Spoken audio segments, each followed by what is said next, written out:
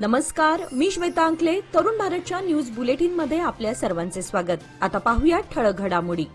मुलींसाठी साक्षरतेचा मार्ग प्रकाशमान करणाऱ्या क्रांतिज्योती सावित्रीबाई फुले यांची आज 194वी जयंतीनिमित्त आज शुक्रवारी दलित संघटनांच्या वतीने मोठ्या उत्साहात साजरी करण्यात आली. या प्रसंगी सावित्रीबाई फुले यांच्या प्रतिमेची शहरातून सवाद्य मिरवणूक काढून जनजागृतीपर व्याख्याने आयोजित करण्यात आले होते. पालकमंत्री सतीश जारकिहोळी यांनी सावित्रीबाई फुले यांना अभिवादन केले. दरम्यान विविध उपक्रम आयोजित करून जयंती उत्सव साजरा करण्यात आले. तसेच यावेळी विविध क्षेत्रात प्रावीण्य मिळवलेल्या विद्यार्थिनींचा सत्कार करण्यात आला. अनुगोळ बेळगाव येथील छत्रपती श्री संभाजी महाराजांच्या मूर्तीच्या उद्घाटन सोहळ्याबाबत सध्या गोंधळाचं वातावरण निर्माण झालंय. यावर पालकमंत्री सतीश जारकिहोळी यांनी प्रतिक्रिया देताना पत्रकारांना सांगितले की या सोहळ्याला कोणत्याही जाती धर्माचा रंग देण्याची आवश्यकता नाही. या स्मारकाचं बांधकाम पूर्ण झाल्यावरच सोहळ्याचं उद्घाटन होऊ शकतं. मंत्री जारकिहोळी आपल्या निवासस्थानी पत्रकारांशी बोलताना पुढे म्हणाले, अनुगोळ येथील धर्मवीर छत्रपती श्री संभाजी महाराजांच्या मूर्तीचा उद्घाटन सोहळ्याच्या कार्यासाठी आणखी 2 ते 3 महिन्यांची गरज आहे. या कामासाठी सरकारनं विशेष अनुदान दिलंय. महापौरांच्या कार्यकालाचा अवधी अद्याप शिल्लक असून रीतिरिवाजानुसार अत्यंत शिस्तबद्धरित्या आमंत्रण पत्रिका काढण्यात येतील आणि मगच हा सोहळा भव्य पद्धतीने साजरा करू, असे पालकमंत्र्यांनी पत्रकारांशी बोलताना सांगितले.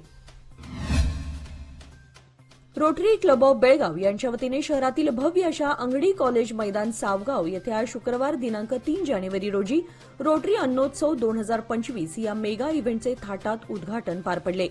आजपासून 14 जानेवारीपर्यंत या अन्नोत्सवाचं आयोजन करण्यात आलं असून तब्बल 186 स्टॉलची मांडणी करण्यात आली आहे. बेळगावसह परिसरातील खवय्यांसाठी इथे भारतातील विविध राज्यातील आलेल्या खाद्यपदार्थांचे आकर्षक स्टॉलची मांडणी करण्यात आल्यानं पाश्चात्य, शाकाहारी आणि मांसाहारी पदार्थांचा आस्वाद चाखायला मिळणार आहे. हिरेबागेवाडी येथे पोलिसांच्या गाडीला एका कंटेनरनं धडक दिल्याने अपघात झालाय. सदर घटना राष्ट्रीय महामार्गावरील कोंडुस्कोप क्रॉस नजीक झाली आहे.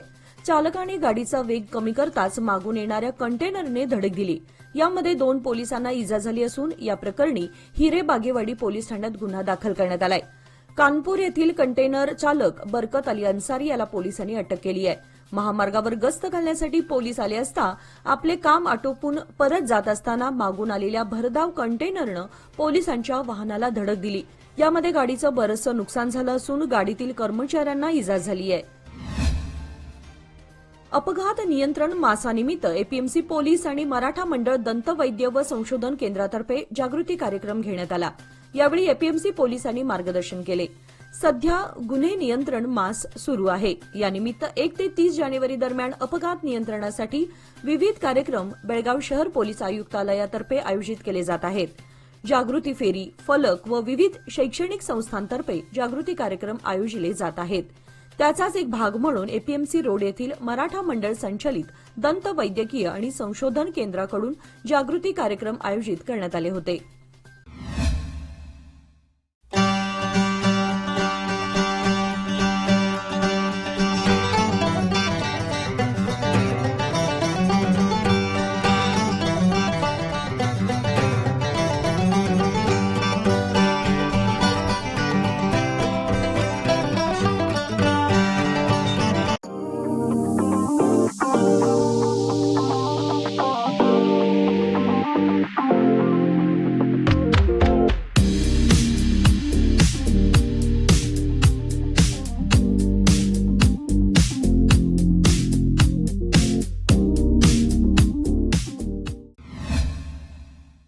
सालाबादप्रमाणे कणबर्गी येथे आयोजित भव्य किल्ला स्पर्धा विजेत्या स्पर्धकांचा बक्षीस वितरण समारंभ मोठ्या उत्साहात संपन्न झाला.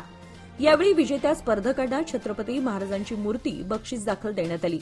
या स्पर्धेत तब्बल 25हून अधिक जणांनी आपली नावे नोंदवली होती.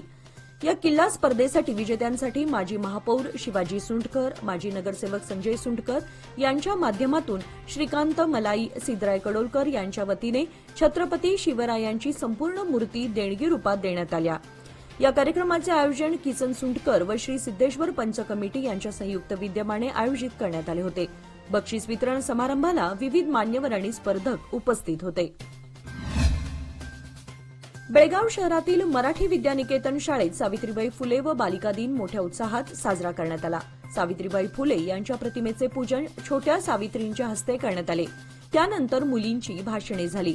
या कार्यक्रमाप्रसंगी शाळेतील विद्यार्थिनींनी सावित्रीबाई फुलेंची वेशभूषा परिधान करून आपल्यामध्ये सावित्रीबाई फुलेंचा विचार आत्मसात व्हावं अशी अपेक्षा व्यक्त केली। बेळगाव मिरज रेल्वे मार्गावरील घटप्रभा रेल्वे स्थान हे एक प्रमुख रेल्वे स्थानक असून अनेक दिवसांपासून या भागातील रेल्वे प्रवाशांची मागणी असलेल्या वंदे भारत एक्सप्रेसला आता थांबा मिळाल्यामुळे गुरुवारी सायंकाळी घटप्रभा रेल्वे स्थानकावर उपस्थित असलेल्या नागरिकांनी जल्लोष करत भारत माता की जय वंदे मातरमच्या घोषणा देऊन वंदे भारत एक्सप्रेसचे भव्य स्वागत करण्यात आले। घटप्रभा रेल्वे स्थानक येथे सायंकाळी ठीक 7:40 वंदे भारत एक्सप्रेस येताच खासदार जगदीश शेट्टर आणि राज्यसभा सदस्य खासदार इरण्णा कडाडी यांनी हिरवा झेंडा दाखवत वंदे भारत एक्सप्रेसचे स्वागत केले। या प्रसंगी आयोजित समारंभात बोलताना जगदीश शेट्टर व इरण्णा कडाडी यांनी गत 10 वर्षात पंतप्रधान नरेंद्र मोदी यांच्या नेतृत्वात जनतेला अनेक सेवा सुविधा मिळत आहेत असे सांगून याचाच एक भाग म्हणून घटप्रभा रेल्वे स्थानकाचा कायापालट करण्यात येत आहे व इतर विकास कामेही जोमात सुरू असल्याचे सांगितले। दिल्ली येथील विधानसभा निवडणुकीपूर्वी पंतप्रधान नरेंद्र मोदी यांनी आज शुक्रवारी 4,500 कोटी रुपये अनुदान मंजूर केलेल्या अनेक प्रकल्पांचे उद्घाटन आणि पायाभरणी केली। दिल्लीतील अशोक विहारमध्ये बांधलेल्या 1,675 फ्लॅटचे उद्घाटनही पंतप्रधानांच्या हस्ते करण्यात आले। गरिबांसाठी नवीन घराचे उद्घाटन करताना पीएम मोदी म्हणाले की गत 10 वर्षात 4 कोटी गरीब कुटुंबांना कायमस्वरूपी घरे देण्यात आली आहेत। आज ज्यांना नवीन घरं मिळाली आहेत त्यांच्या स्वाभिमानाचं हे घर असणार आहे। सर्वात आदरणीय महिला शिक्षकांपैकी एक सावित्रीबाई फुले यांनी आपलं संपूर्ण जीवन शिक्षणाद्वारे महिला आणि अस्पृश्यांच्या उन्नतीसाठी समर्पित केलं। आज देशभरात साजरा होत असलेल्या त्यांच्या 194व्या जयंतीनिमित्त त्यांच्या प्रेरणादायी विचारांची अमूल्य देणगी ही देशातील अनेक स्त्रियांना आदर्शवत ठरते। त्यांनी आपले विचार महिलांसमोर मांडताना नेहमी असे सांगत की शिक्षणामुळे स्वर्गाचे दरवाजे उघडे होतात, स्वतःला ओळखण्याची संधी मिळते, स्वाभिमानाने जगण्यासाठी शिक्षण घ्या, शिक्षण हाच माणसाचा खरा दागिना आहे। कुणी आपल्याला कमकुवत समजत असेल तर शिक्षणामुळे ते दूर होऊ शकतं। लग्नाआधी आपल्या मुलीला शिक्षित करा जेणेकरून ती चांगल्या आणि वाईटाचा फरक सहज ओळखू शकेल। स्त्रियांनी फक्त घर आणि शेतात काम करायचं नसतं, त्या पुरुषांपेक्षा चांगलं काम करू शकतात। देशात स्त्री साक्षरतेचा प्रचंड अभाव आहे, कारण इथल्या स्त्रियांना कधीच मुक्त होऊ दिलं गेलं नाही। तुम्ही जितके जास्त शिक्षित तितके जास्त आपल्याला अज्ञानाची भीती वाटणार नाही। ज्ञान हा अज्ञानाचा अंधार दूर करणारा दिवा असतो। अशा त्यांच्या या प्रेरणादायी विचारांनी स्त्री शिक्षणाला प्रेरणा मिळाली होती।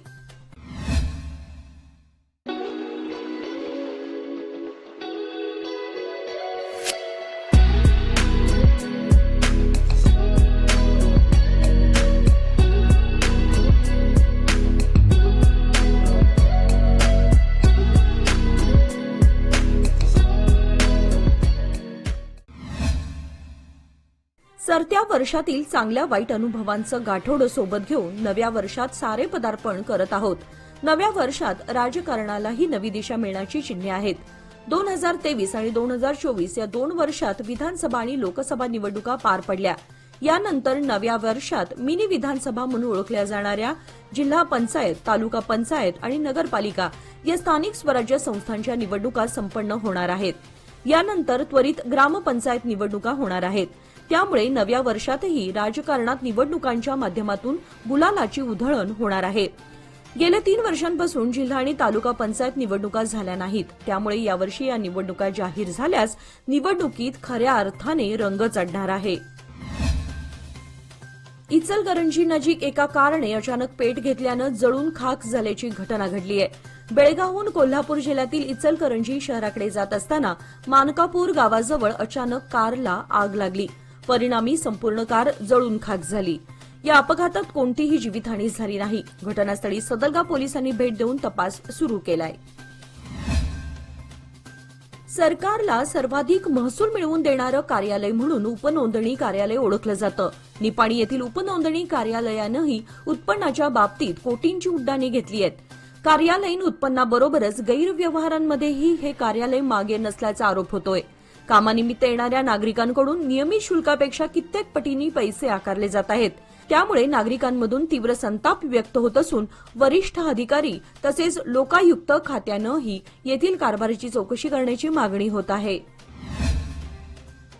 गुरुवारी मध्यरात्री ओढणी येथील नाजूक नगर मार्गावरील विद्युत खांबाला अज्ञात वाहनानं जोराची धडक दिल्यानं विद्युत खांबाचं नुकसान झाल्याची घटना घडली आहे। यावेळी शेती पाण्याच्या मोटारनं असणारा वीज पुरवठा बंद असल्यानं मोठा अनर्थ टळला, अन्यथा मोठं नुकसान होताना जीवितहानीचा धोकाही झाला असता। हेस्कॉम व ग्रामपंचायतीला याची माहिती मिळताच तातडीने सुरू होणारा वीज पुरवठा देखील बंद करण्यात आला। त्याचबरोबर वीज खांब रस्त्यावर पडू नये यासाठी तात्पुरता आधार दिला गेला। मध्यरात्रीपासून परिसरातील वीज पुरवठा बंद ठेवण्यात आला होता। याचबरोबर आजचे बातमीपत्र इथेच संपले। अधिक माहिती आणि ताज्या घडामोडींसाठी पाहत रहा तरुण भारत न्यूज चॅनल। तसेच आमच्या चॅनलला लाईक, शेअर आणि सबस्क्राईब करायला विसरू नका आणि विश्वासार्ह बातम्यांसाठी दररोज वाचा दैनिक तरुण भारत। धन्यवाद।